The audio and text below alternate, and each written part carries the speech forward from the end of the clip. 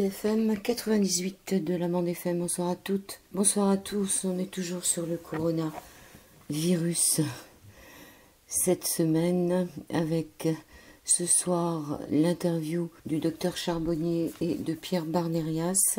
Donc sur la chaîne de Pierre Barnérias qui était venu sur cette antenne il y a fort longtemps pour M et le troisième secret de Fatima à retrouver sur ma chaîne YouTube. Donc le docteur Charbonnier, cette chaîne s'appelle Tana TV, T-H-A-N-A, plus loin TV. Le titre est Docteur Charbonnier, le canard enchaîné et Luc Montagnier. Ça a été ajouté le 26 avril 2020. Le docteur Charbonnier nous donne son ressenti et son expertise sur l'actualité de la semaine. Ça, c'est donc pour la première partie de l'émission. Ensuite, nous aurons comme chanson La Goguette. Nous aurons aussi Sylvano Trotta qui nous a partagé Mensonges et virus le 26 avril 2020. Tout ce que l'on ne vous dit pas sur ces virus. Et puis, nous aurons aussi une chaîne qui s'appelle Le Souci de Soi avec Snowden sur le coronavirus et l'introduction aux sociétés de contrôle. Petite introduction aux sociétés de contrôle dans tous les sens du terme et précision concernant le contact tracing dans le cadre de Covid-19. Ce sera suivi par le Mascadi, Lemaskady, qui nous parlera de la grandeur d'Arthur H.A.S.H.E., grand joueur de tennis qui est mort à 50 ans du sida, son comportement face à la maladie et ses paroles exemplaires forcent le respect et restent une leçon de vie. Bon, docteur Charbonnier, vous devez vous sentir moins seul aujourd'hui, depuis que le Canard Enchaîné a sorti son article. Vous n'êtes le plus seul à avoir de réelles incompréhensions par rapport aux décisions prises par notre gouvernement. Oui, cet article qui est paru récemment dans le Canard Enchaîné montre que le gouvernement a passé des directives le 19 mars, c'est très précis, pour demander aux services de réanimation de ne plus accepter les personnes âgées et fragiles. Ça a eu un effet, puisqu'on a pu constater que le 3 avril, le nombre de personnes de plus de 75 ans avait diminué de moitié, de 50%, dans les admissions en service de réanimation, compte tenu de la baisse de la fréquentation de ces services aussi, donc en corrélant ça. Et il y a dans le même temps, toujours en corrélant la baisse donc, de mortalité, il y avait 50% de mortalité de plus pour les personnes de plus de 75 ans. Donc ça veut dire que de façon efficace et délibérée, le gouvernement est à l'origine d'un véritable génocide, encouragé par les euthanasies actives, puisque le décret du 28 mars, passé au journal officiel, on peut le vérifier, le 29 mars, a demandé que le Rivotril soit utilisé pour accélérer les fins de vie.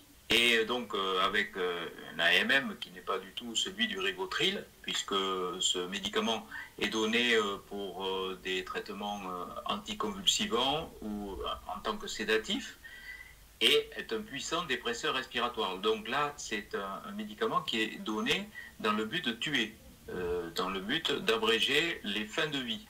C'est un médicament qui est injectable, et donc il suffit de préciser hors AMM Covid-19 sur l'ordonnance pour que n'importe quel médecin puisse donc donner ce traitement de fin de vie à des personnes sans le consentement de la personne et sans le consentement de la famille. Donc c'est tout à fait scandaleux ce qui est en train de se passer, c'est-à-dire qu'on est en train de tuer nos personnes âgées.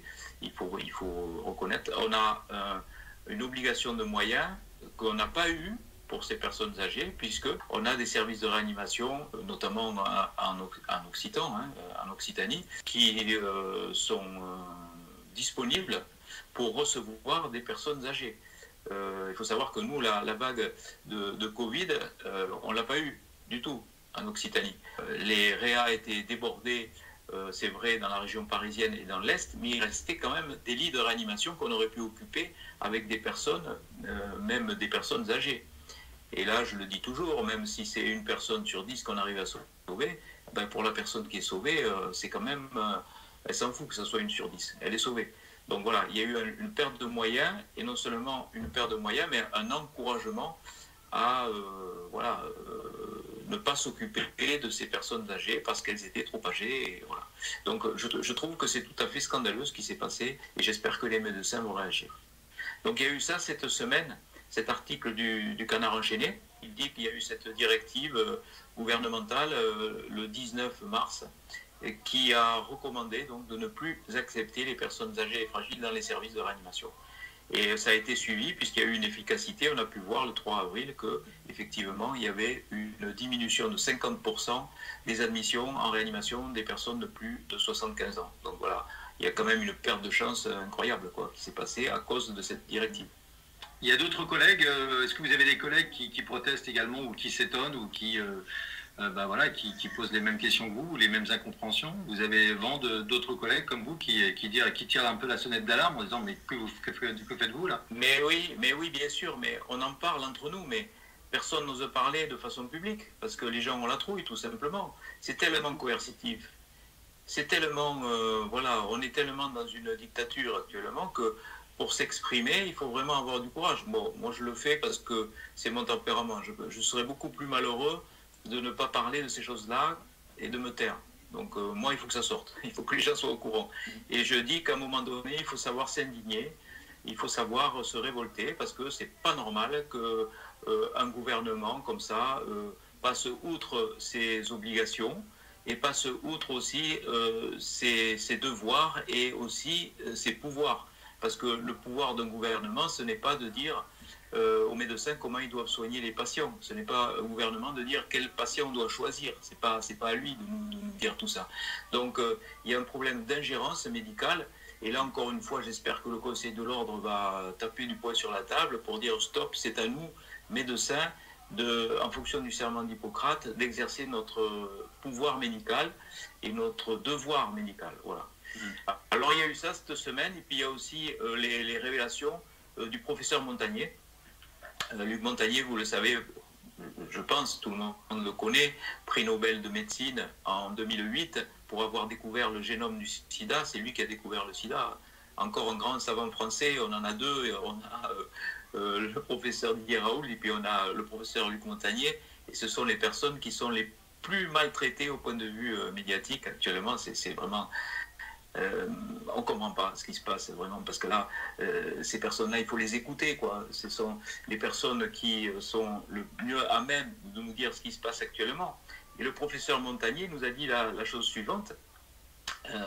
C'est passé sur CNews, l'information, mais peut-être il va falloir la relayer, parce qu'elle va être évidemment occultée, donc il faudra que à travers les réseaux sociaux, parce que c'est pas sur les grands médias qu'on va avoir ces informations. Donc le professeur Montagnier, il étudie les virus et étudie les génomes des virus. Alors il faut peut-être rappeler ce que c'est. On a ces fameuses hélices que l'on connaît, l'ADN. L'ADN, c'est ce qui constitue le chromosome et c'est ce qui constitue notre identité. Et est défini par une série de molécules qui va permettre, en fonction de leur séquence, de nous identifier. Les chromosomes, c'est ça. Et les virus n'ont pas de chromosomes. C'est des virus, la double hélice divisée par deux, c'est de l'ARN. C'est une séquence de génome avec des molécules. Il y a 4 bases, l'adénine, la guanine, la cytosine et la thymine. Ce sont 4 bases. Et avec ces 4 bases, on peut faire tout un tas de combinaisons. Alors c'est infini comme combinaison, évidemment. Et c'est très précis. Par exemple, les ordinateurs, c'est une combinaison de 0 ou 1. Vous voyez. Donc avec rien qu'avec 2 composantes, on peut faire une foule d'informations. Et là, il y en a 4. Il y a 4 bases. Donc avec... de façon très précise, on peut identifier le génome d'un virus. Et là, il a étudié le génome du virus du corona, et il a vu qu'à l'intérieur, il y avait des séquences qui étaient celles du virus HIV, le virus du sida. Donc, ça voulait dire que ce coronavirus a été fabriqué par l'homme. C'est une intervention qui a été fabriquée par l'homme. Alors on ne sait pas où exactement. Il y a de fortes chances pour que ça se soit passé ce fameux laboratoire P4 de Wuhan, où il y a des fabrications de virus avec des conditions de sécurité qui ne seraient pas optimales. Et donc, il a pu identifier le génome de ce virus en voyant qu'à travers, il y avait des séquences du virus du sida. Alors, probablement, ce n'était pas à des fins terroristes ou à des fins de guerre bactériologique, mais c'était sûrement pour essayer de faire un vaccin contre le sida. Parce qu'avec une séquence qui est toute petite, on peut créer une identification qui va être reconnue par un capital immunitaire pour être un intrus et donc combattu. C'est le principe de la vaccination. On reconnaît sans avoir la toxicité de l'agresseur, de l'antigène. Donc là, avec des petites séquences courtes du virus du sida, on pouvait faire un vaccin éventuellement par l'intermédiaire de ce coronavirus. Et là, donc, il a vu que ce virus-là était avec cette séquence-là. Ça veut dire que il y a eu, à un moment donné, ce virus qui s'est échappé de quelque part. Alors, on ne sait pas comment, peut-être une mauvaise manipulation, on ne sait pas comment, mais qui s'est échappé de ce laboratoire P4 à Wuhan. Et ça ne serait pas du tout l'histoire qu'on raconte avec la chauve-souris, etc. Ça serait une erreur humaine. Donc ça, déjà, c'est très important de savoir que l'origine de cette pandémie mondiale, c'est peut-être une mauvaise manipulation au niveau donc de ce virus dans ce laboratoire chinois. Alors évidemment, tout ça, il nous explique, le professeur Montagnier, qu'il y a déjà une étude qui a été montrée dans un laboratoire indien qui montrait la même chose et que ça a été tout de suite censuré par les médias parce qu'on ne voulait pas que ça soit dit, que ce soit une manipulation humaine qui soit à l'origine de cette catastrophe mondiale. Donc ça, c'est une alerte très importante et c'était ces deux informations que je voulais dire de la semaine, l'information du canard enchaîné et l'information donnée par le professeur Montagnier. C'est comme Agnès Buzyn qui interdit la chloroquine après 70 ans après, voilà, parce que la chloroquine est mortelle, quoi. Voilà, exactement. Bon, elle est mortelle peut-être au niveau financier. C'est juste une coïncidence. C'est juste une coïncidence. Elle est peut-être mortelle au point de vue financier parce que c'est sûr que les antiviraux qui sont traités pour qui sont donnés pour le traitement du virus du sida ou de l'Ebola, c'est beaucoup plus cher que le Plaquenil et l'azithromycine du professeur Raoult. On peut s'imaginer que c'est simplement une histoire de gros sous, mais si c'est ça, je veux dire, c'est d'une telle médiocrité, quoi, que ça fait aussi peur. Ça fait aussi peur. Si vraiment c'est l'argent qui domine ce monde, ça fait vraiment peur. Je pense que de toute façon, la vérité, un jour ou l'autre, éclatera, c'est sûr. C'est quasiment certain. Elle va éclater grâce aux réseaux sociaux, grâce aux petites capsules que font les gens, comme nous on fait là, de façon régulière depuis quelque temps. Et c'est grâce à ça, c'est grâce à ces petites vidéos que les gens auront les bonnes informations. C'est pas en écoutant le 20h de France 2, quoi, malheureusement. La question que j'avais envie de vous poser également, docteur, c'est le silence des médecins n'est-il pas dû aussi aux compromissions des docteurs avec l'industrie pharmaceutique? On sait que l'industrie pharmaceutique arrose pas mal les médecins en leur payant les petits voyages. Enfin, je veux dire qu'avec les médicaments, souvent les médecins sont pieds et mains liés avec, on va dire, les grands groupes pharmaceutiques. Est-ce qu'il n'y a pas ça aussi qui joue dans le fait que les médecins sont très peu nombreux à réagir comme vous le faites aujourd'hui par rapport à ces injonctions, par rapport aux demandes du gouvernement d'utiliser le Rivotril ou par rapport au silence, par exemple, ou par rapport au lynchage aussi du docteur Raoult, quoi. C'est quand même assez surprenant, non? Oui, c'est sûr qu'il y a des conflits d'intérêts. C'est sûr que le comité scientifique est en plein conflit d'intérêts. Il suffit de prendre les gens qui travaillent dans ce comité scientifique pour s'apercevoir qu'ils sont tous en conflit d'intérêts avec des laboratoires pharmaceutiques qui favorisent donc l'extension des antiviraux qui sont très chers. Donc, je veux dire, c'est la nature humaine. Mais j'espère aussi qu'à travers tous ces médecins, il y aura des vrais médecins et pour lesquels ce qui compte, c'est vraiment la santé du patient. Je pense qu'il y en a beaucoup quand même. C'est une majorité de médecins. Alors il y en a qui ont peur, tout simplement de perdre leur boulot, d'être attaqués, voilà. Donc moi c'est vrai que j'ai un tempérament qui est celui-là et je n'ai pas du tout peur de parler. Mais c'est vrai que ça fout la trouille quand même, parce que surtout quand on est en début de carrière, on n'a pas trop envie de s'exprimer. Moi je suis en fin de carrière, bon. Mais le professeur Montagnier, bon, il n'y a plus grand-chose qui lui fait peur, hein. Le professeur Raoul non plus, hein. Donc ils peuvent parler. Mais il y a tout un tas de médecins qui sont au courant et qui n'osent pas parler. Mais je pense que ça va exploser. Là, ça va exploser avec ce Covid-19, ça va exploser. Ça peut pas se passer autrement. L'autre chose également, moi je pense que ça va exploser parce que je pense, enfin, ça c'est juste l'avis d'un citoyen lambda qui est Pierre Barnarias. C'est juste, voilà, l'idée c'est que je me disais, mais pourquoi avoir confiné quand même 70 millions de personnes ou 65 millions de personnes? Et je pense que c'est le problème de l'absence de masques qui a forcé l'État à confiner pour éviter l'engorgement des hôpitaux. Mais si c'est vraiment ça, parce que je ne vois pas d'autres possibilités, parce qu'ils savaient qu'il n'y avait pas de masques, donc ils se sont dit la seule façon de faire face éventuellement ou de parer à l'engorgement des hôpitaux, c'est de confiner tout le monde. Bien sûr. Et j'ai vu une vidéo de Hong Kong, qui était là en prise directe, une vidéo à Hong Kong, où tous les gens circulent avec des masques, mais ils circulent, ils ne sont pas confinés, ils circulent avec des masques à Hong Kong, et tout le monde a son masque. Donc ça veut dire que effectivement il fallait mettre des masques très tôt, effectivement il fallait ne pas organiser des élections. Le manque de masques, ça commençait par là d'ailleurs. Ça commençait par là, ça commençait d'abord par, il n'y avait pas de masques, donc effectivement il fallait confiner bien avant les élections municipales qui ont été faites avec la bénédiction d'un comité scientifique. C'est là qu'on se dit quand même, le comité scientifique, ils sont un peu légers quand même, hein, vraiment, pour valider ça, alors que tous les médecins du monde disaient que voilà, quand on n'a pas de masque, il faut confiner. Bon, il n'y a pas d'autre solution, hein. Quand on veut que le virus ne circule plus, on met un masque et puis voilà. Donc, confiner 65 millions de personnes parce qu'il n'y a pas de masque, parce qu'on n'a pas de masque et parce qu'il n'y a pas les moyens de les fabriquer. J'ai interrogé des pharmaciens, ils avaient la possibilité d'avoir des masques. Oui. On leur interdit.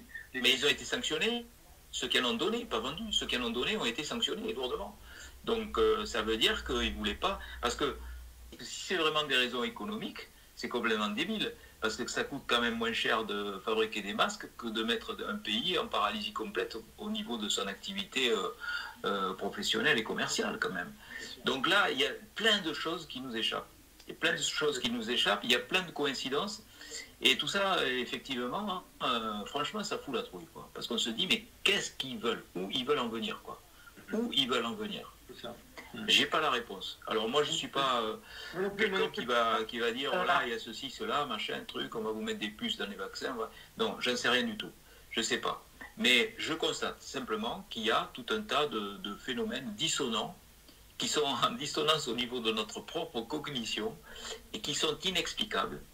Et j'espère qu'il n'y a pas derrière tout ça une logique, parce que s'il y a une logique derrière tout ça, c'est de la science-fiction et c'est encore pire, quoi. Donc j'espère que non, quoi.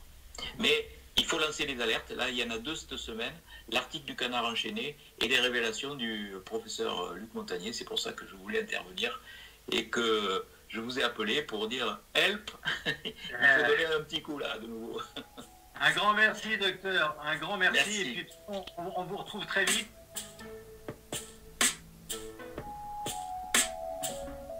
Merci au docteur Jean-Jacques Charbonnier d'avoir pris le temps de cette interview. À partir du 30 avril, les buralistes vendront des masques homologués à environ 5 € l'unité. Elle est pas belle la vie? Les pharmaciens, eux, on leur a confisqué, mais les buralistes, on leur donne des masques. C'est une espèce de mafia des masques. J'aimerais bien savoir pourquoi on ne prend pas les masques en plexiglas. Comme on le voit dans certains magasins, les caissières ont ça. Nos caissières ont des masques genre visière en plexiglas, assez jolis, où on voit les yeux, où la bouche peut parler librement et le nez est quand même pas coincé toute la journée là-dedans. Donc ces masques qui sont lavables, réutilisables et pas changeables toutes les 4 heures. Ça pourrait être une bonne formule, mais non, on a choisi des masques jetables. On est 58 millions, 60 millions de Français, je ne sais pas exactement, donc ça fait beaucoup de masques. Masques à gaz, masques à vendre, masques à faire, enfin bon voilà. Donc ces masques en plexi là, sympa, qui nous déforment pas le visage et tout, ça pourrait être une bonne solution, mais on va nous dire que c'est pas assez sécurisé et que c'est peut-être un peu dangereux. Alors oui, mais moi je vais répondre à cela. Pourquoi nos caissières ont-elles des masques comme ça? dans les magasins, dans les grands magasins, grande surface. Pourquoi?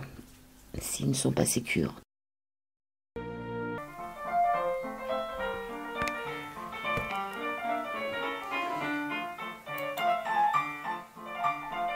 T'as voulu voir le salon et on a vu le salon.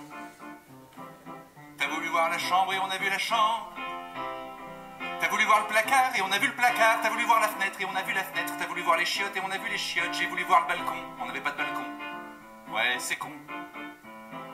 J'ai voulu voir Arte, j'ai vu Christophe Barbier.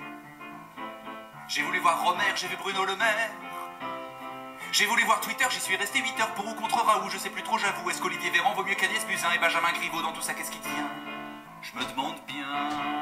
Oh mais, je te le dis, je regarderai pas Macron faire son allocution à 20 h ce lundi. Je préfère recompter les lattes du plancher. Il y en a 48, c'est fou que le temps passe vite.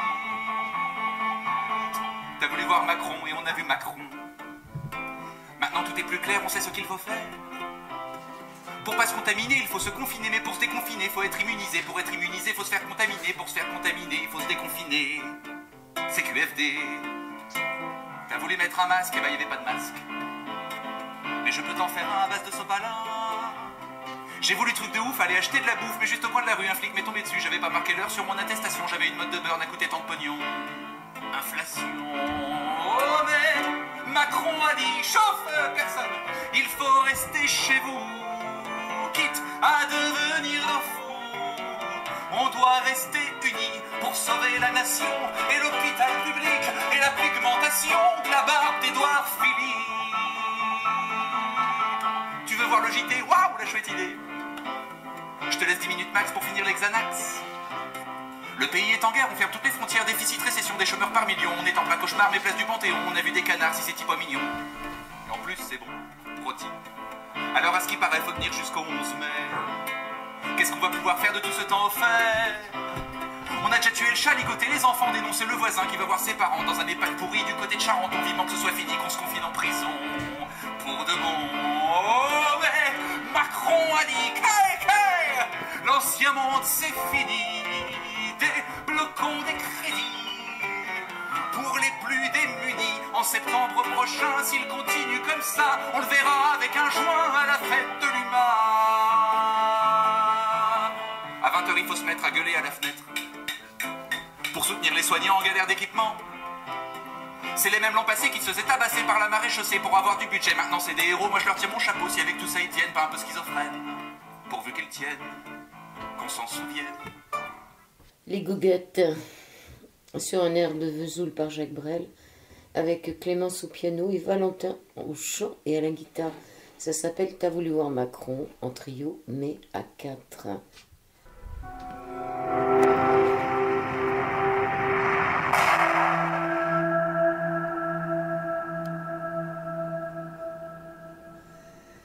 Hello les amis, nous sommes le dimanche 26 avril 2020 et nous sommes toujours confinés. Aujourd'hui je voulais pas faire d'émission mais il y a quand même une actualité très riche donc c'est impossible de pas en faire avant la grosse semaine qui nous attend. Alors hier je vous disais que le Conseil d'État avait rendu une ordonnance concernant l'utilisation de l'hydroxychloroquine. Les médecins de ville peuvent prescrire de l'hydroxychloroquine selon maître Krikorian qui explique une décision du Conseil de l'État.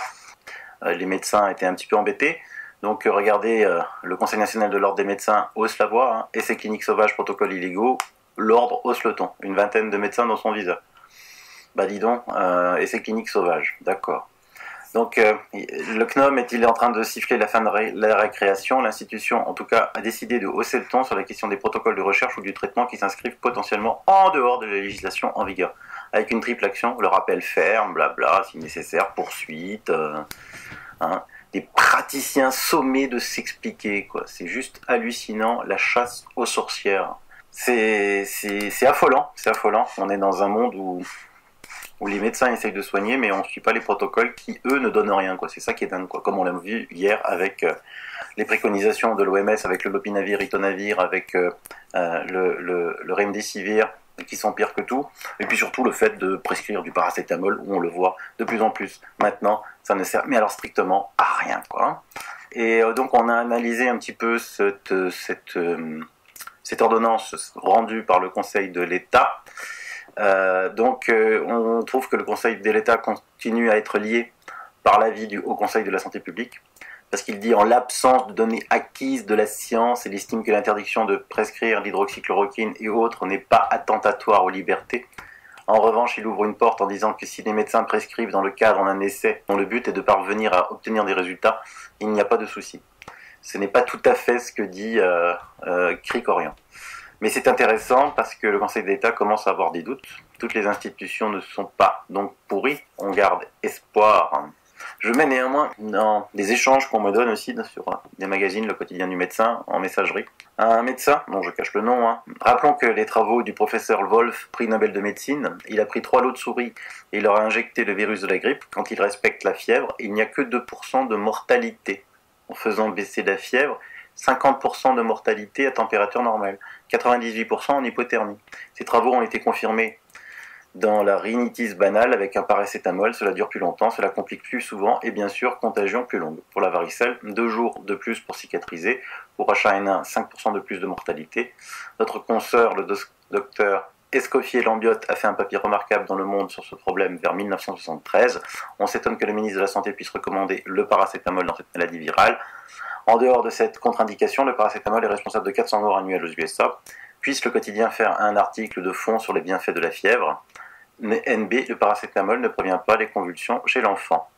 La réponse d'un autre docteur: 30 années d'exercice de la médecine générale comme homéopathe m'ont confirmé que ce que vous énoncez est vrai en médecine humaine. En laissant évoluer durant quelques heures l'hyperthermie, les maladies aiguës guérissaient mieux et plus vite à tout âge. Dans les années 70-80, les rougeoles évoluaient sans aucun problème. J'en ai soigné beaucoup sans avoir constaté de complications, ainsi que des varicelles et même des angines à streptocoque A et une scarlatine. J'ai vu des nourrissons supporter vaillamment une hyperthermie à 40 degrés. Les convulsions sont plutôt rares. Je peux témoigner en outre que les sujets fragiles qui étaient coutumiers de complications post-grippales, sinusite ou bronchite, lorsqu'on leur administrait des fébrifuges, n'en faisaient plus ou beaucoup moins.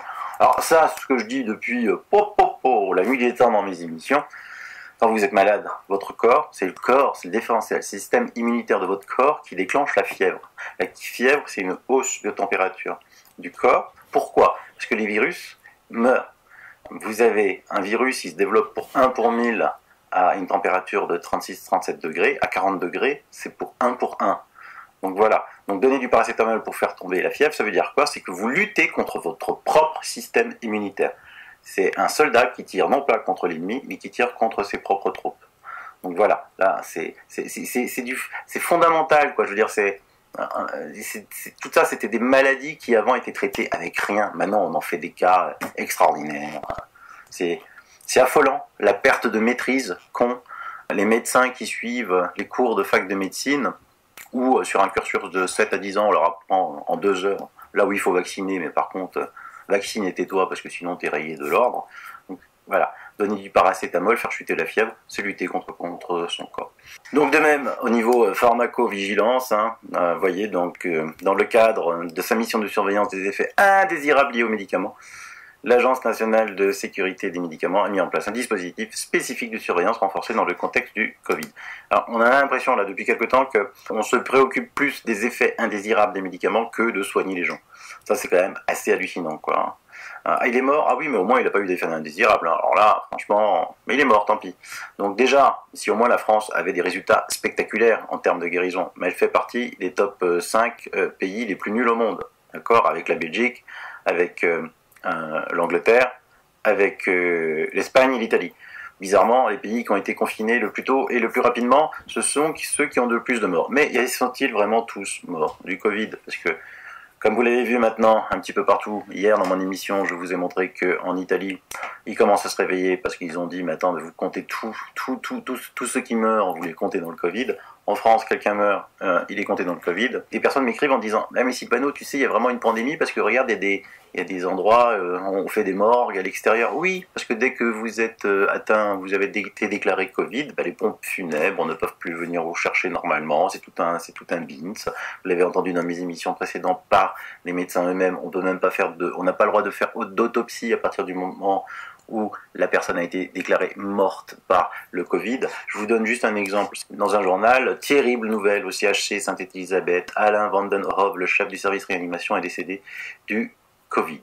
Voilà, il avait 65 ans. J'ai des gens qui m'écrivent et disent « Écoute, c'était l'ancien anesthésiste de mon père et je peux vous certifier qu'il n'est pas mort du Covid, mais de leucémie » en me mettant le lien sur cet article. Et tous ces articles, vous les retrouvez une fois de plus dans le descriptif complet de l'émission que je vous mets. Donc, on veut prolonger la peur. On prolonge la peur. Ça fait maintenant des semaines que je fais des émissions sur le virus des médias, le virus de la peur.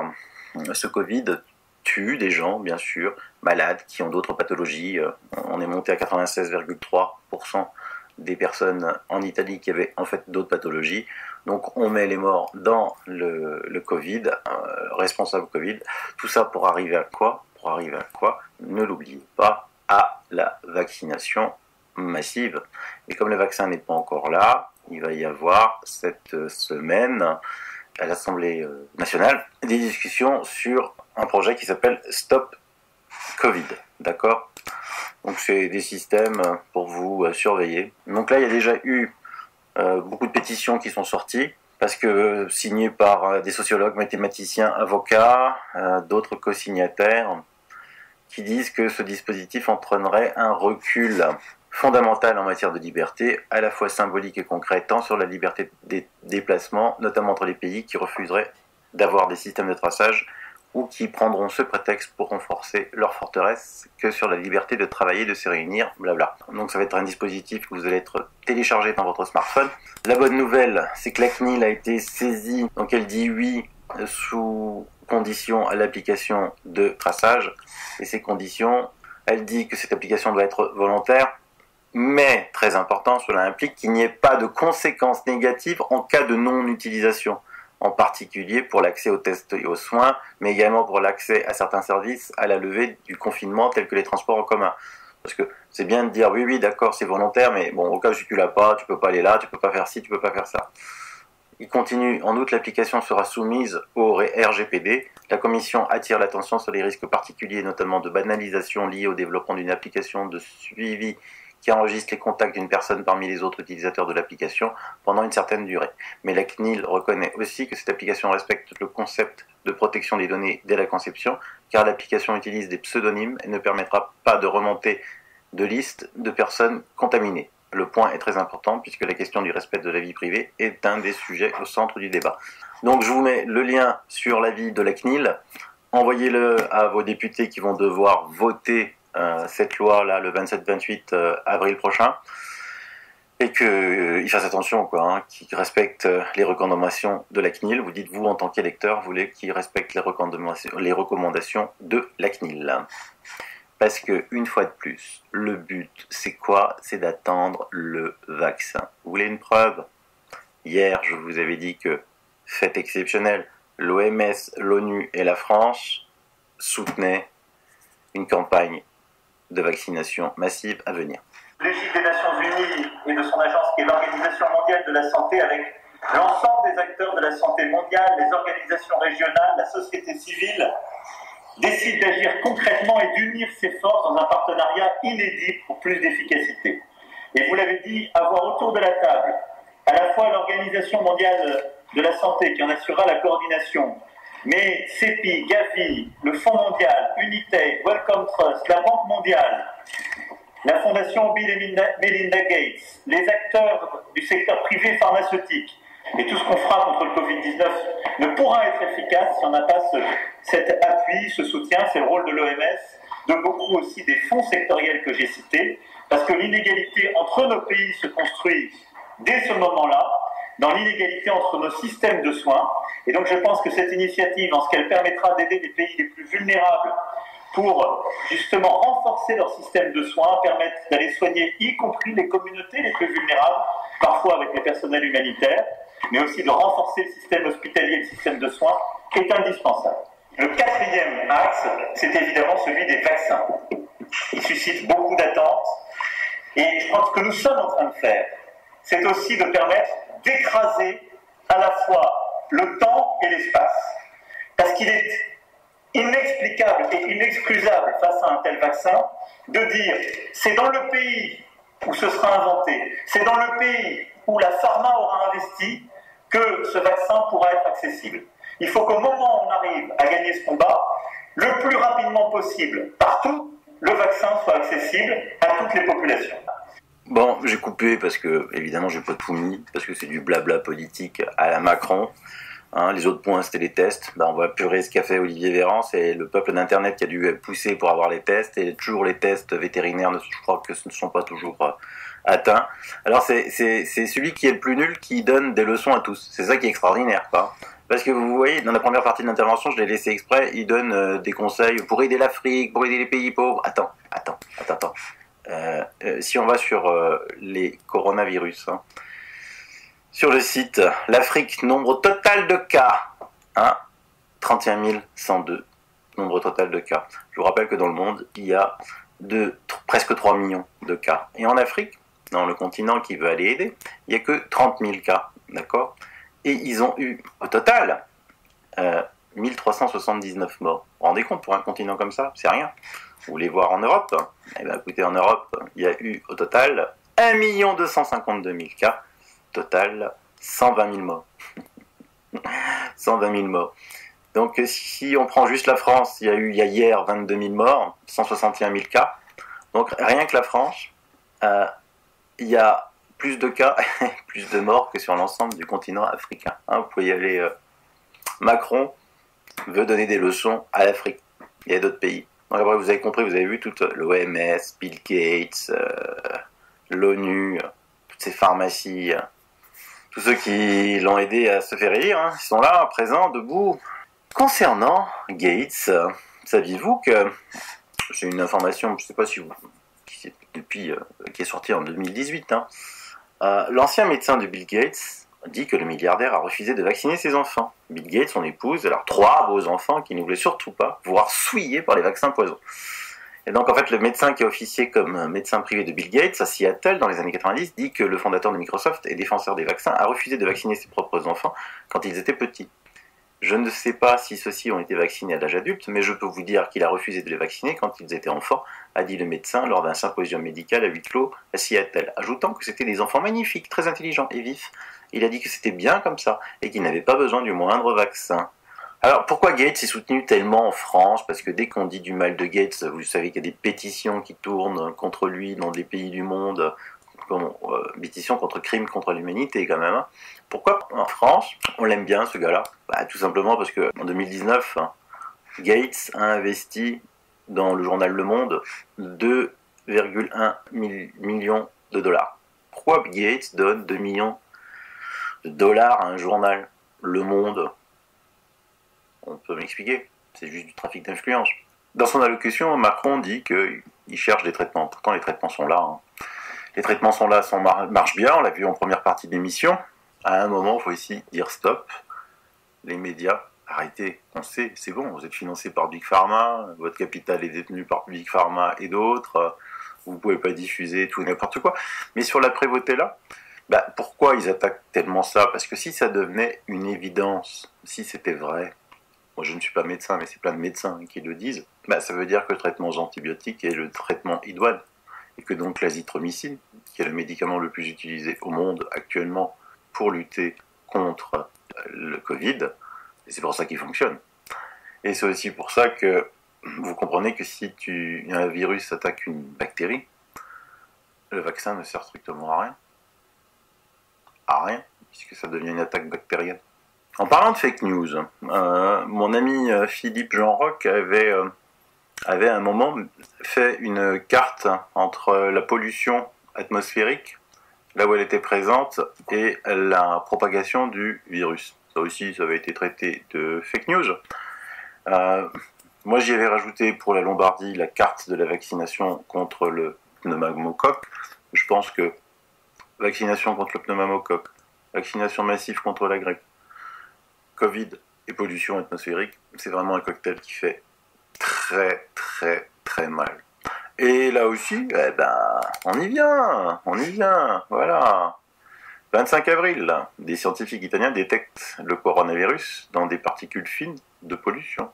Je vous laisse l'article. Donc évidemment, si le coronavirus arrive à s'attacher à des particules fines d'évolution, c'est pour ça qu'ensuite, il se diffuse très largement, comme ça a été le cas dans toute la Lombardie, notamment à Bergame, qui est une des villes les plus polluées au monde, ainsi que Milan. Alors bien évidemment, vous savez que pour moi, la pandémie est bien réelle, c'est-à-dire qu'il y a vraiment un virus qui fait du mal. Mais comme je vous l'ai dit dès le départ, ce virus est à prendre comme un virus et avoir un traitement comme l'a fait le professeur Raoult. Peu importe si le traitement hydroxychloroquine, azithromycine, fonctionne à 91,7% et que peut-être un traitement double, macrolide C3G, fonctionnerait à 100%. Donc en fait, si on avait pris des mesures, on teste les gens, ils sont positifs, on les traite en les isolant, il n'y a pas eu de pandémie. On a fait tout l'inverse, on n'a pas distribué de masques, on n'a pas testé, on n'a pas utilisé les bons médicaments pour traiter, on a fait confiance à l'OMS, on en est arrivé là. Donc là, c'est une preuve. Et puis surtout, on n'a pas utilisé des méthodes alternatives, comme l'Allemagne. Je vous rappelle encore le nombre de morts par million d'habitants en Allemagne, qui est presque 8 fois moins élevé qu'en France. En Allemagne, les gens ne sont pas confinés comme nous, ils n'ont pas le droit de se réunir à plus de 5, c'est sûr, mais il y a plein de pays qui rouvrent. Là, on n'en parle pas, mais le Luxembourg a été déconfiné. Il n'y a pas plus de cas. L'Autriche est déconfinée.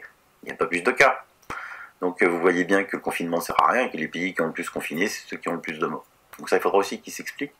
Hein, même si sur les plateaux de télé, ils disent que si on n'avait pas confiné, il y aurait beaucoup plus de morts. Alors c'est sûr, toujours en utilisant les mêmes méthodes que vous avez utilisées, pas de test, pas de traitement, pas de masque, oui, il y aurait plus de morts. Et c'est pas parce que vous avez utilisé les 3 mauvaises méthodes qu'il fallait pas faire qu'il faut en déduire que ça va sauver des vies. Non, vous avez tué des personnes. Aujourd'hui, avec leur histoire là de laisser mourir les gens en attendant de voir les effets indésirables, ce qui nous fait la risée des pays africains, je vais vous raconter une histoire. C'est que vous savez que Fleming, l'inventeur de la pénicilline, lorsque le professeur Alexander Fleming fit sa première publication sur la découverte de la pénicilline, il la fit à partir uniquement d'un seul cas clinique. Autre chose, il y a eu un moment dans les sites internet des gens qui vendaient des lampes UV en disant ça tue le virus. Et là aussi, vous avez eu tous les médias en disant fake news, dans les réseaux sociaux. Ah tiens, c'est tombé aujourd'hui. Coronavirus, la Chine désinfecte ses bus et ascenseurs aux ultraviolets. Eh bien, à quoi servirait un vaccin? Le virus aurait déjà muté en plus de 30 souches différentes. Là aussi, je vous mets le lien. Donc, 30 souches différentes, 30 vaccins? Ou alors un vaccin avec les 30 souches dedans? Ouais, c'est mieux. Hein, les conneries qui commencent à nous raconter que, voilà, le vaccin Covid-19 sera obligatoire pour obtenir le visa Schengen. Donc, ça commence comme ça, par Schengen, après ça sera France, après ça sera comme au Danemark. Hein. Aussi, on dit que c'est des fake news alors que c'est vrai, quoi. C'est fou ça. Le Danemark a voté une loi alors qu'ils avaient que 2 morts. Que lorsque le vaccin sortira, ceux qui ne seront pas vaccinés, ne pourront plus avoir accès aux lieux publics. Ça a été sorti. Et là, la presse commence à nous expliquer que c'est une fake news alors que c'est vrai. C'est un truc de malade. C'est vraiment un truc de fou. Quelque chose qui me fait encore plus peur. L'implantation de puces électroniques est une réalité pour Elon Musk. Donc lui, il a encore une autre société qui s'appelle Neuralink, et une ambitieuse et mystérieuse start-up qui se concentre sur le développement d'interfaces cerveau-machine capables de connecter les esprits aux machines. La société est aujourd'hui sortie de l'ombre pour partager ses progrès jusqu'à présent, ainsi que ses projets d'avenir, qui consistent à implanter les premières puces dans l'être humain dès le début de l'année prochaine, c'est-à-dire 2021. Évidemment, cette puce contiendra toutes les informations possibles et nécessaires, y compris votre vaccination, et tout ça sera contrôlé par quoi? Par la 5G. Donc vous vous émerveillez du spectacle de SpaceX qui envoie ses grappes de satellites de 60 satellites là, à forte cadence. Hein. Moi je me demande où ce mec trouve le financement pour lancer autant de satellites à la fois d'une manière très régulière. Voilà, c'est de la 5G, donc ça contrôlera avec la puce, c'est fantastique quoi, ça contrôlera tout.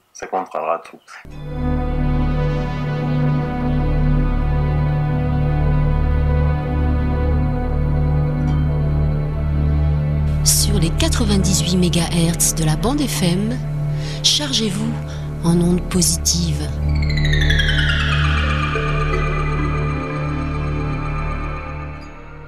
Un article du Point concernant Donald Trump. Donald Trump suggère une exposition au UV et des injections de désinfestants pour lutter contre le Covid-19. Une question que vous vous posez sûrement, si c'est un domaine qui, comme moi, vous intéresse. Donc apparemment, on pourrait injecter au corps avec de puissants rayons ultraviolets ou juste de la lumière très puissante. Mais je crois que vous avez dit que ça n'avait pas encore été vérifié, mais que vous alliez effectuer des tests. Et puis j'ai ajouté, si on amène la lumière à l'intérieur du corps, ce qui est possible à travers la peau, ou d'une autre manière. Et il me semble que vous avez dit que vous testerez cela aussi. Ça a l'air intéressant. Et je vois aussi le désinfectant qui vient à bout du virus en 1 minute. Il y a peut-être un moyen de faire quelque chose de similaire, comme des injections sous la peau ou presque un nettoyage, parce que vous voyez, le virus s'installe dans les poumons et il crée un très grand nombre de problèmes. Ce serait intéressant de voir si vous pouvez mettre des médecins sur cette question, mais cela me semble intéressant. Donc on verra bien, mais tout le concept de la lumière, la façon dont elle tue le virus en 1 minute, c'est très puissant. Voilà, c'est l'interview de Donald Trump qui fait appel à la lumière, et c'est pas bête de faire appel à la lumière. N'oubliez pas de vous mettre au soleil. Écoutons maintenant une chaîne qui s'appelle Le Souci de Soi. Il va vous parler de l'introduction aux sociétés de contrôle. Après le confinement, nous aurons le contrôle. Alors, Le Souci de Soi, la dernière fois, j'ai parlé des applis de contact tracing et j'en ai tracé les contours, les limitations techniques et aussi à quel point ça peut déboucher sur une dystopie. Je voudrais néanmoins clarifier quelque chose. En soi, on peut imaginer une application de contact tracing avec que du Bluetooth, qui ne prend pas la géolocalisation des gens et qui respecte ainsi la vie privée. Je pense que c'est pas une solution de refuser une technique, de refuser une technologie sous prétexte que ça peut partir en sucette. Ça serait un petit peu la même chose que quelqu'un qui, les Amish par exemple, qui sont une communauté qui vit aux États-Unis comme à la manière du XVIIIe siècle. Et ils refusent tout ce qui est au-delà, tout ce qui arrive à la machine vapeur, tout ce qui est électrique, ils refusent. Mais refuser l'électricité sous prétexte qu'on pourrait s'électrocuter et que ça sert à la chaise électrique et à exécuter des gens, je pense que c'est pas la bonne solution. La technologie, la technique peut, dans certaines conditions, être utilisée à des fins qui sont bonnes. Et en l'occurrence, l'épidémie actuelle de SARS-CoV-2, de Covid-19, nous met face à des choix où, oui, il va falloir utiliser la technologie probablement pour ça. Je cherchais à en délimiter les contours, les limitations, mais ça ne signifie pas qu'il ne faille pas utiliser de contact tracing si c'est fait de manière respectueuse de la vie privée, par exemple avec juste du Bluetooth, alors c'est possible. Le problème est néanmoins énorme et le potentiel pour de la dérive est absolument énorme pour, je crois, une raison majeure qui est que les gens, comme je le disais la dernière fois, les utilisateurs de façon générale ne comprennent pas ce qu'est un téléphone portable et on ne sait pas ce qu'il y a dedans. Et il y a une aliénation qui naît de cette ignorance. Gilbert Simondon est un philosophe qui parle beaucoup de la technique et qui parle de l'aliénation que peut créer la technique et de à quel point on aliène aussi la technique dans l'autre sens. Et tout ça découle de l'ignorance. Et il a une très belle phrase, par exemple: les objets techniques qui produisent le plus d'aliénation sont aussi ceux qui sont destinés à des utilisateurs ignorants. Plus on ignore d'où sort l'objet technique, comment le réparer, comment s'en occuper, qu'est-ce qu'il y a dedans, plus il va y avoir de l'aliénation possible. Et c'est ça le vrai danger, finalement, aujourd'hui, si on développe une application de contact tracing. Ce n'est pas l'application en elle-même avec des universitaires qui vont pouvoir vérifier au niveau de la cryptographie, au niveau sécurité, qu'il n'y ait pas des failles énormes, qui vont pouvoir vérifier et dire si oui ou non un gouvernement stocke des données qui permettent d'espionner sur les citoyens, etc. On a ces scientifiques-là, mais c'est au niveau de l'utilisateur qui ne comprend pas. Pour lui, c'est une boîte noire. Et le problème, qui est évidemment celui de cette épidémie en général, c'est que on doit du coup régler la question de l'ignorance des gens dans un temps record et qui est impossible. Et donc du coup, ça crée deux problèmes majeurs. Un, le rejet, à mon avis, d'une appli de contact tracing par la population qui va se sentir espionnée, d'une part, parce qu'on ne comprend pas qu'il peut y avoir un moyen respectueux de la vie privée. Ça, c'est le premier problème. Et le deuxième problème, qui est l'autre versant de cette première partie, c'est que on commence avec une application Bluetooth respectueuse de la vie privée, mais ça pourrait dériver en quelque chose de beaucoup plus invasif, de beaucoup plus, qui intègre les données de géolocalisation, de contact, de transactions financières, de paiement, etc. On peut imaginer une dérive comme ça, et cette dérive serait due au fait que les gens ne comprennent pas le danger qu'il y aurait à utiliser cet outil de cette manière pour espionner l'ensemble de la population. Et Gilbert Simondon est vraiment le penseur de la nécessité qu'il y a à avoir une culture technique et à ne pas avoir de rupture entre l'utilisateur et la compréhension de l'objet technique et la manière de s'occuper de l'objet technique, etc. Un autre point qu'il a très intéressant, c'est bien pour situer un petit peu l'enjeu. À l'époque, son bouquin du mode d'existence des objets techniques date de 1958, donc c'est la grande époque du communisme et du marxisme avec des pays marxistes, etc. Et lui, il dit, certes, ça crée une aliénation si l'ouvrier ne possède pas la machine, donc il dit, voilà, Marx a raison dans ce sens-là, mais si on donne demain la machine à l'ouvrier, si l'ouvrier possède la machine et ce n'est plus le patron, le capital qui dépossède l'ouvrier, ça n'enlève pas l'aliénation pour autant. Et il dit, la relation de propriété est d'ailleurs très abstraite. Et il ne suffirait pas que les travailleurs soient propriétaires des machines pour que l'aliénation soit brusquement réduite. Posséder une machine n'est pas la connaître. Donc je crois qu'on doit vraiment penser à ça, parce que les téléphones portables, finalement, les gens, les utilisateurs possèdent leur téléphone, mais ils ne le connaissent pas, et c'est là qu'est le cœur de l'aliénation potentielle, mais qui est une double aliénation potentielle d'avoir un espionnage qui du coup est accepté parce qu'on ne comprend pas la chose, mais c'est une autre aliénation de refuser le téléphone portable en tant qu'outil pour lutter contre une épidémie qui est mortelle et qui en France, si on choisit de dire non, on fait comme si l'épidémie n'existait pas, ça va être des centaines de milliers de morts, et il n'y a pas de magicien de Marseille qui peut y faire quelque chose. Donc pour bien appuyer ça, c'est juste je pointe les difficultés et je pointe l'aliénation potentielle de l'application de contact tracing, mais ça ne veut pas dire qu'il ne faille pas le faire. Et d'ailleurs, Edward Snowden dit ça, il dit il y a des moyens de faire qui sont bien. Et là, pour que ça se fasse, il faut que les gens aient une culture technique, qui comprennent à peu près ce que c'est que la cryptographie, qui comprennent à peu près l'objet qu'ils ont dans la poche tous les jours. Donc dans ce cadre, je vais explorer un petit peu le concept de société de contrôle, de ce que ça veut dire, ce au travers de différents penseurs. Voilà, je vais faire une vidéo avec Deleuze peut-être Foucault, une autre avec Burrow, une autre avec Junger, et je pense que ça va être très éclairant pour bien comprendre le monde dans lequel on est déjà entré et vers lequel on s'engouffre de façon plus profonde, avec des périls qui sont énormes, mais avec dans le même temps des problèmes à régler qui sont aussi énormes et qui ne permettent pas de réagir, d'avoir de la réaction, d'être réactionnaire, de dire ah bah non, on refuse tout contact tracing parce que c'est le téléphone, et le téléphone c'est diabolique parce que ça va nous tracer partout. Encore une fois, mon téléphone, moi, il est en noir et blanc, il n'y a pas de contact, le GPS n'est pas allumé. Il y a moyen, si on connaît, d'utiliser ça comme outil formidable qui n'est pas un gouffre pour mon temps, pour mon cerveau, etc.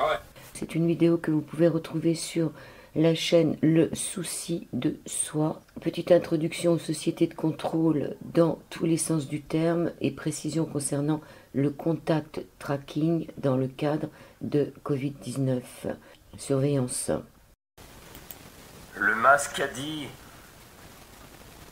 quand Arthur Ashe, le légendaire joueur de tennis américain, était en train de mourir du sida qui s'était propagé par le sang infecté administré lors d'une chirurgie cardiaque en 1983, il a reçu des lettres de ses fans dont l'un a demandé: pourquoi Dieu vous a choisi pour une maladie si horrible? Arthur Ashe a répondu: il y a plusieurs années, environ 50 millions d'enfants ont commencé à jouer au tennis. Et l'un d'eux était moi.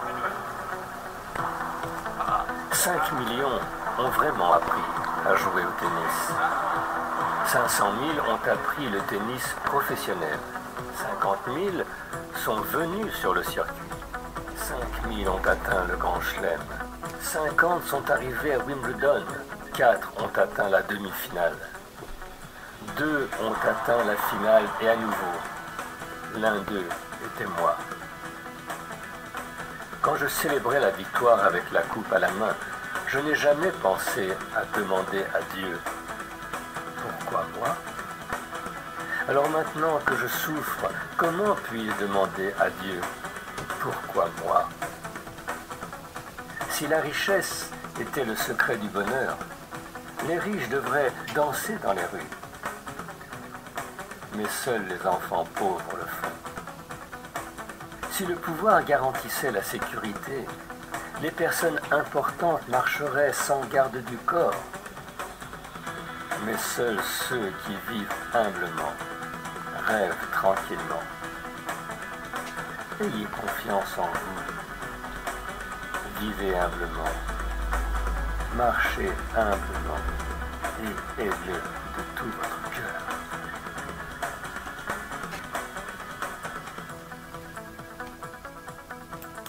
Donc le Mascadi, à retrouver sur le Mascadi, la grandeur d'Arthur H. On se retrouve la semaine prochaine sur l'antenne d'IDFM sur le 98 de la bande FM, IDFM Radio Anguin. Il nous reste 2 semaines à tenir. Tenons bon. La fin de cette émission est avec Serviteur de paix. Je vous conseille de l'écouter si vous n'avez pas le moral parce qu'il chante beaucoup. Et ça fait du bien d'entendre quelqu'un qui chante et qui vous propose aussi de danser. Laissez-moi.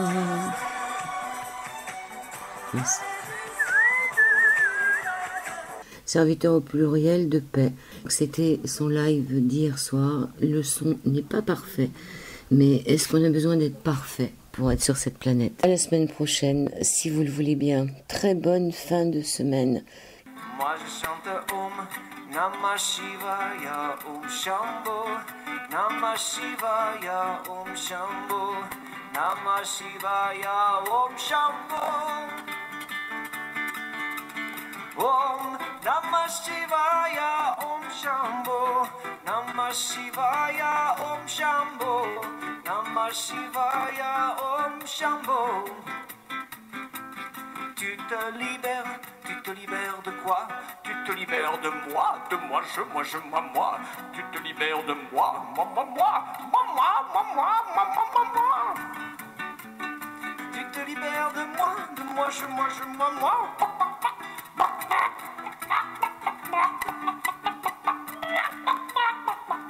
Tu te libères de ça.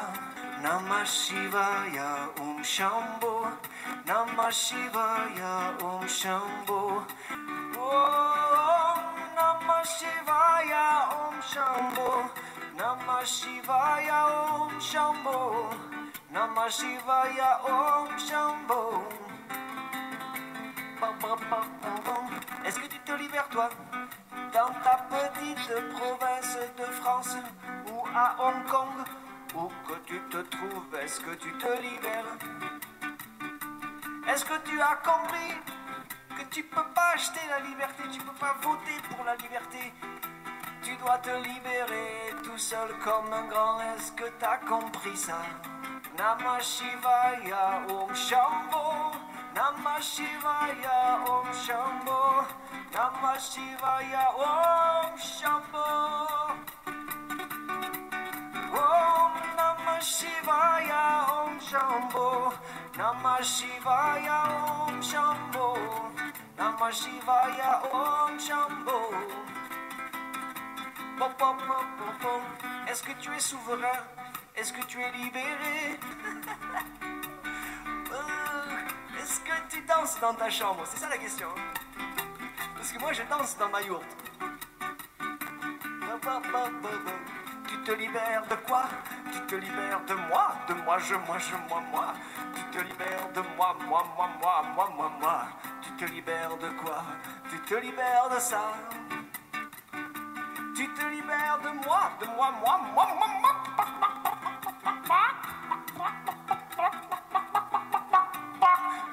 Tu te libères de ça. Que la paix soit avec vous.